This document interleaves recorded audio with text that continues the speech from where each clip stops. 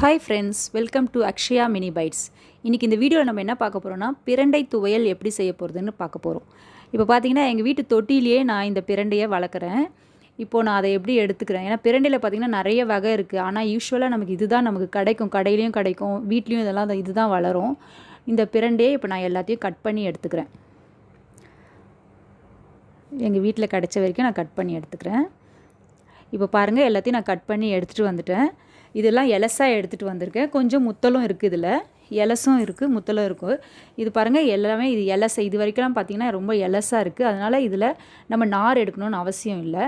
இதில் இலையெல்லாம், அந்த காம்பு இலையெல்லாம் எடுத்துகிட்டு அப்படியே டைரெக்டாக கட் பண்ணி போட்டுக்கலாம். நார் எடுக்கணும்னு இதில் அவசியம் இல்லை. நல்லா ஒரு இன்ச்சு சைஸ்க்கு கட் பண்ணி போட்டுக்கோங்க. ஆனால் யூஸ்வலாக பார்த்தீங்கன்னா ஃப்ரெண்ட்ஸ், இங்கே பாருங்கள், இது மாதிரி தான் நமக்கு கடையில் கிடைக்கும். இந்த மாதிரி பட்டையாக கொஞ்சம் முத்தலாக தான் விற்பாங்களே கடையில். இந்த மாதிரி தான் இருக்கும்.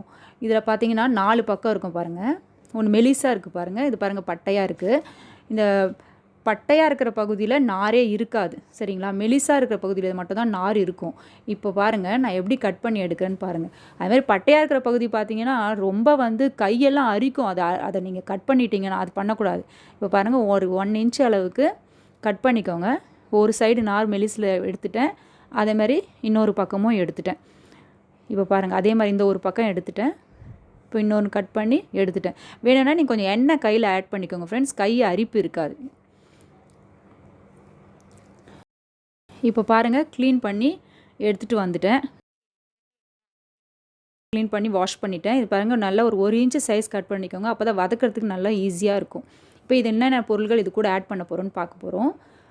இது கூட பார்த்திங்கன்னா நல்லெண்ணெய் வச்சுருக்கேன் தாளிக்கிறதுக்கு. அப்புறம் கடுகு ஒரு 3/4 ஸ்பூன் போட்டுக்கலாம். அதுக்கப்புறம் உளுத்தம்பருப்பு ஒரு 4 ஸ்பூன் அளவு. அப்புறம் காஞ்ச மிளகாய் எடுத்து வச்சுருக்கேன். உங்களுக்கு காரம் அதிகமான யூஸ் பண்ணிக்கோங்க எக்ஸ்ட்ரா கூட. அப்புறம் கருவேப்பிலை. அப்புறம் இஞ்சி பாருங்கள், துண்டு துண்டாக நறுக்கி வச்சுருக்கேன். இந்த அளவு எடுத்துக்கிட்டால் போதும். இஞ்சி, தேங்காய் அதே மாதிரி துண்டாக நறுக்கி வச்சுருக்கேன், தோல் எடுத்துகிட்டு. அப்புறம் புளி பார்த்திங்கன்னா ஒரு 5-6 கொட்டை சைஸ்க்கு எடுத்துக்கோங்க. அப்புறம் தேவையான அளவுக்கு கல் உப்பு. இவ்வளோ தான் ஃப்ரெண்ட்ஸ் நமக்கு தேவையான இது. இது கூட கொஞ்சம் பெருங்காயம் 2 பிஞ்ச் ஆட் பண்ணிக்கோங்க, சரிங்களா? இப்போது கடாய் காஞ்சோன்னே நல்லெண்ணெய் 3 ஸ்பூன் ஆட் பண்ணிக்கோங்க.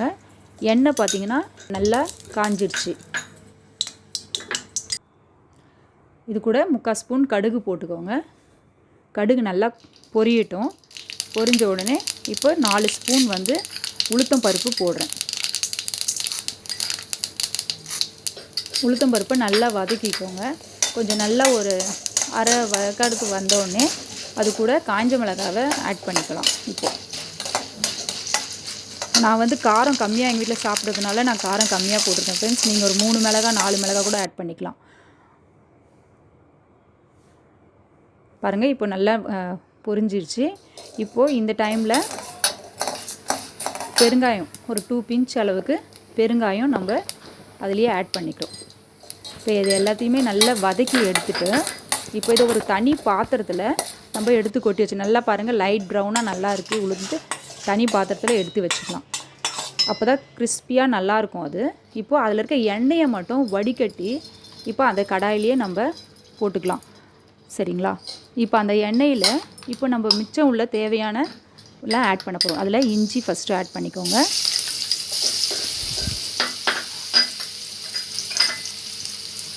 கருவேப்பிலை ஆட் பண்ணிக்கோங்க. அதுக்கப்புறம் ஒரு 5-6 கொட்டை புளி சொன்னேன் இல்லைங்களா, அது இதிலே ஆட் பண்ணிக்கோங்க. இப்போ வாஷ் பண்ணி வச்சுருக்கேன் இந்த பிரண்டை, அதையும் நம்ம இப்போ ஆட் பண்ணுறோம். இந்த பிரண்டை பார்த்திங்கன்னா ஃப்ரெண்ட்ஸ் ரொம்ப நல்லது. இதில் கால்சியம் பார்த்திங்கன்னா ரொம்ப அதிகமாக இருக்குது. கை கால் மூட்டு வலிக்கெலாம் ரொம்ப நல்லது. அப்புறம் குழந்தைங்களுக்கு கொடுக்கலாம். அஜீரண பிரச்சனைக்கு எல்லாத்துக்குமே, வயிறு சம்மந்தமான பிரச்சனைக்கெலாம் ரொம்ப நல்லது ஃப்ரெண்ட்ஸ் இது. இப்போ பாருங்கள், உப்பு கொஞ்சம் ஆட் பண்ணிக்கோங்க. அஜீரணம்னா பார்த்திங்கன்னா அந்த நெஞ்செரிச்சல், அப்புறம் மோஷன் ப்ராப்ளமு, அதெல்லாமே ப்ராப்ளம் இல்லாமல் நம்ம நார்மலாக இருக்கும். இப்போ பாருங்கள், நல்லா வதங்கிடுச்சு. 5 மினிட்ஸ் வதக்கினோடனே கலர் பார்த்திங்கன்னா சேஞ்ச் ஆகிடும். ஒரு பேல் எல்லோ கலராக இது நல்லா சேஞ்ச் ஆகிடும். இப்போ இந்த டைமில் தான் நம்ம லாஸ்ட்டாக போட போகிற தேங்காய் ஆட் பண்ண போகிறோம். பொடியாக கட் பண்ணி வச்சுருக்க தேங்காய் போட்டுட்டு ரொம்ப நேரம் வதங்கணும்னு இல்லை ஃப்ரெண்ட்ஸ், கொஞ்சம் நேரம் வதங்கினாலே போதும். இப்போது நல்லா ஆற வச்சுட்டேன். ஃபஸ்ட்டு வந்து இந்த உளுந்து இது எல்லாத்தையும் நம்ம இதில் ஆட் பண்ணிக்கிறோம். கொஞ்சம் மட்டும் நிறுத்தி வச்சுக்கோங்க, ஏன்னா அது கிறிஸ்மஸ்க்காக தாளித்து லாஸ்ட்டாக கொட்டுறதுக்காக. இப்போது அந்த ஆறின பிரண்டை தேங்காய் நம்ம எல்லாத்தையும் வதக்கி வச்சுருக்கோம் இல்லையா, எல்லாத்தையும் எடுத்து போட்டுட்டு மிக்சியில் மூடிட்டு அரைச்சிருக்கோங்க. நல்லா இப்போ பாருங்கள், நல்லா ஃபைன் பேஸ்ட்டாக அரைச்சி எடுத்துட்டேன் ஃப்ரெண்ட்ஸ். பாருங்கள் நல்லா அரைச்சி. இப்போ இந்த தாளிப்பை கொட்டி அதிலே கலந்துருங்க. கொஞ்சம் சாப்பிடும் போது நமக்கு கிறிஸ்பியாக இருக்கும், அதுக்காக தான். இது வந்து ஃப்ரெஷ்ஷாக அரைச்ச உடனே சாப்பிட்டா தொண்டை கொஞ்சம் கனரலாக இருக்கும், அது ஒன்றும் ப்ராப்ளம் இல்லை. ஆனால் உங்களுக்கு அது பிடிக்கலன்னா நீங்கள் மறுநாள் வச்சு சாப்பிட்டிங்கன்னா அப்போது அந்த கனரல் இருக்காது. இது பார்த்திங்கன்னா இட்லி தோசை தயிர் சாதத்துக்கு சைட் டிஷ்ஷாக வச்சுக்கலாம், நல்லாயிருக்கும். ஓகே ஃப்ரெண்ட்ஸ், இந்த வீடியோ உங்களுக்கு பிடிச்சிருக்கும்னு நினைக்கிறேன். லைக் பண்ணுங்கள், ஷேர் பண்ணுங்கள், கமெண்ட் பண்ணுங்கள், சப்ஸ்கிரைப் பண்ணுங்கள். தேங்க்யூ.